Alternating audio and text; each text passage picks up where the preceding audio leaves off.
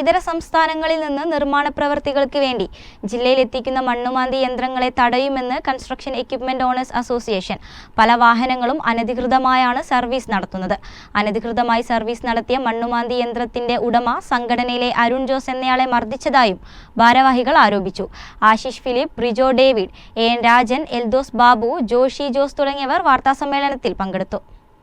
വിദ്യാസമ്പന്നരായ ചെറുപ്പക്കാർ നമ്മുടെ നാട്ടിൽ നിൽക്കണമെന്നുള്ള ആഗ്രഹത്തോടുകൂടിയാണ് ഞങ്ങളോട് JCB എടുത്ത് ഒരു ഉപജീവന മാർഗം കണ്ടുപിടിക്കാൻ വേണ്ടിയിട്ടാണ് ഇവിടെ വന്നത്.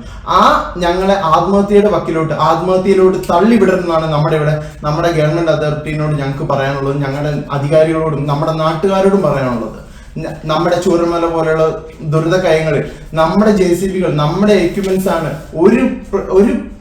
ഒരു പ്രതിഫലം പോലും പ്രതീക്ഷിക്കാതെ ഞങ്ങൾ രാപ്പകലില്ലാതെ ഞങ്ങളുടെ വണ്ടികൾ 1 മണിക്കൂർ നേരത്തെ വാടക പോലും മേടിക്കാതെ ഞങ്ങൾ അവിടെ ഇട്ട് കൊടുത്തു. ഞങ്ങളുടെ എണ്ണ ഞങ്ങൾ സമാഹരിച്ച തുക കൊണ്ട് എണ്ണ അടിച്ചു വരെ ഞങ്ങളുടെ വണ്ടികൾ അവിടെ ഓടിയിട്ടുണ്ട്.